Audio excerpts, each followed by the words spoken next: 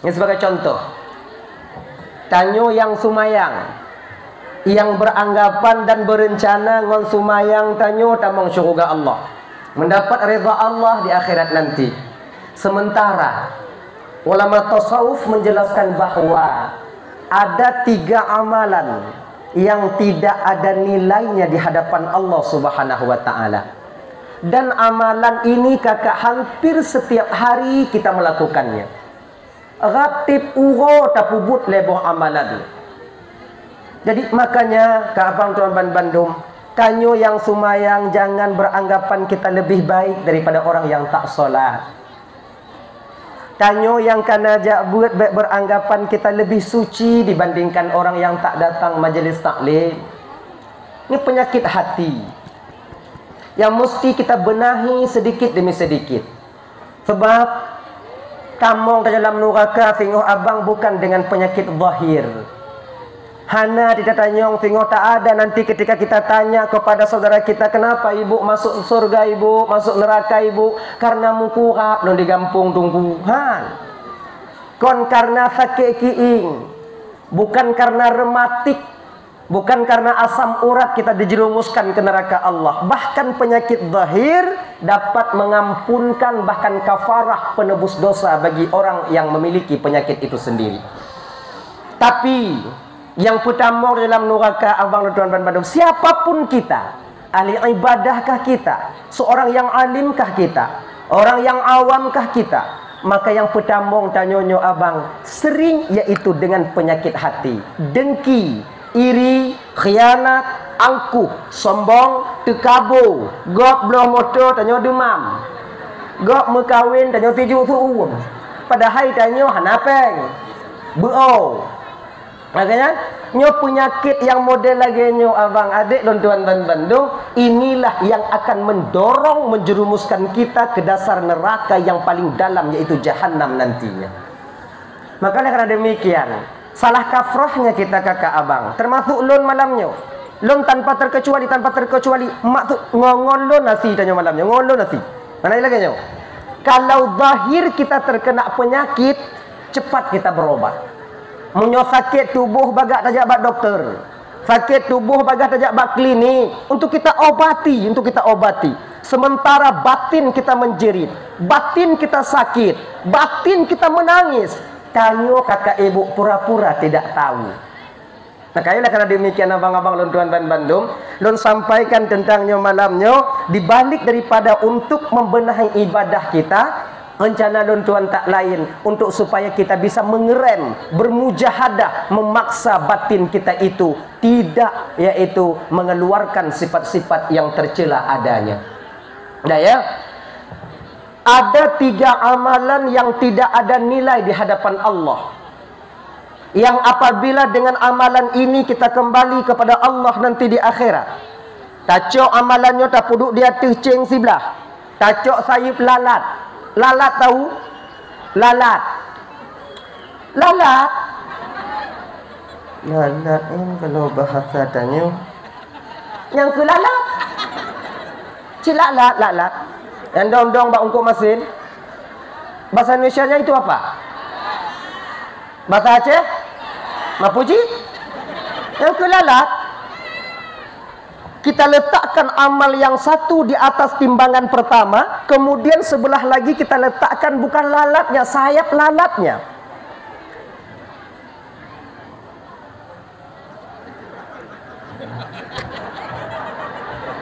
Iluhana pedi loh bang.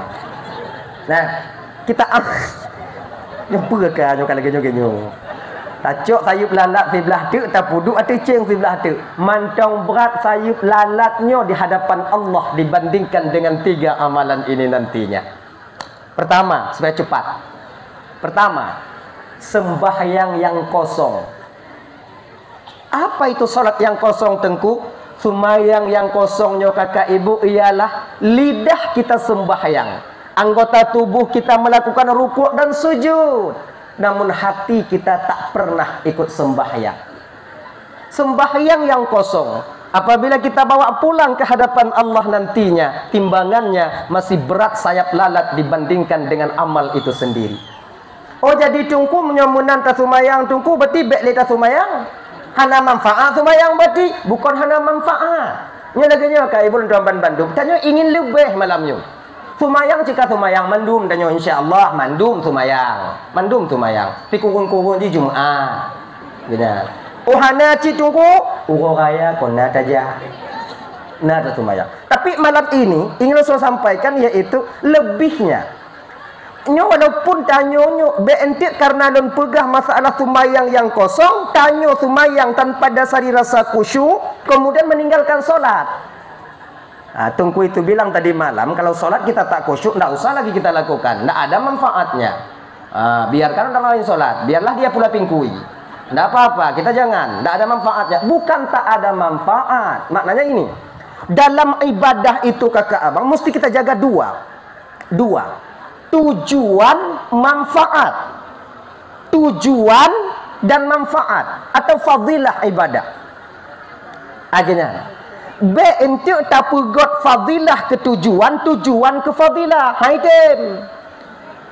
Contoh lain. Contoh. Kita beristighfar astaghfirullahalazim wa atubu ilaih.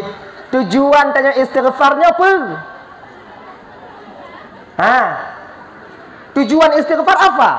Untuk meminta ampun.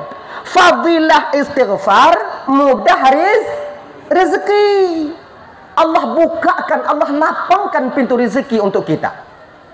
Maka ketika seseorang ditanya kepada seorang guru, "Ayah Syekh, ya, saya ingin mudah rezeki ya Syekh. Apa amalan yang mesti saya lakukan, Syekh?"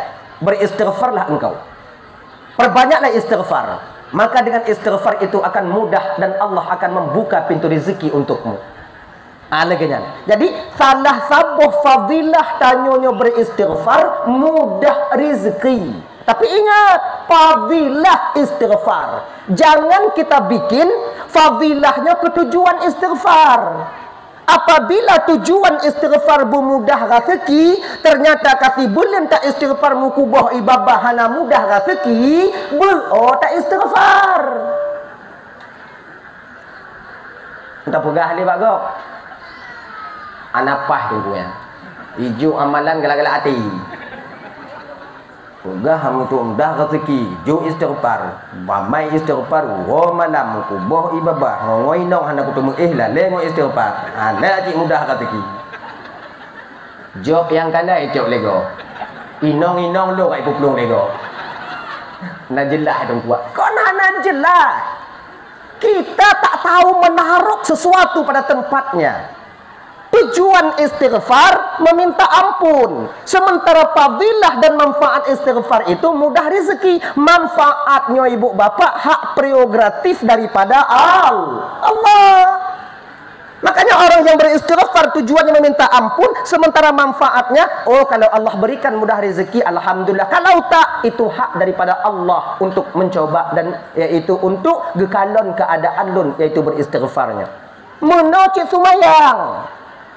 Tujuan kita solat itu menyembah Allah. Fadilah sumayang tatumung singa surga Allah. Fadilah sumayang mendapat ketenangan batin. Fadilah sumayang mampu sumayangnya ditamtanya untuk berbuat maksiat. Sementara tujuan kita solat itu yaitu untuk menyembah Allah. Bagaimanapun posisi dan keadaan kita, bakwatnya wajib tasumah Allah.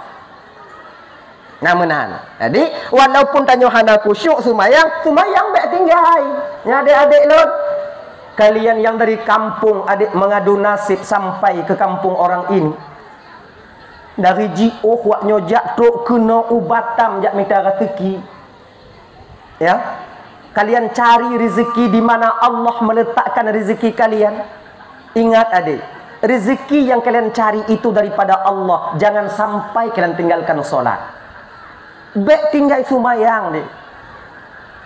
Apa dah sumayang tunggu, apa dah sumayang tiji, hanai sumayang moto-moto kali hiblo ilu ku sumayang sapu ketang ku tumai ino golong ku mengkawin tunggu. Golong ku mengkawin tunggu ancu tak udik lui nai batam ku. Menyo ancu na buat ino ya wow deh. Di Aceh dia kerja haji ni. Solat jangan kalian tinggalkan. Sumayang. Lu mentau muda tunggu untuk takut mayang luhu asatan maghrib na isyahan tunggu untuk nyomnya tigogona ku sumayang tigogohana nyan sama ku puayang Tuhan tunggu daripada tigogona tigogotan gebek je tunggu. Mau nyotan ta sumayang tan ta puayang Tuhan.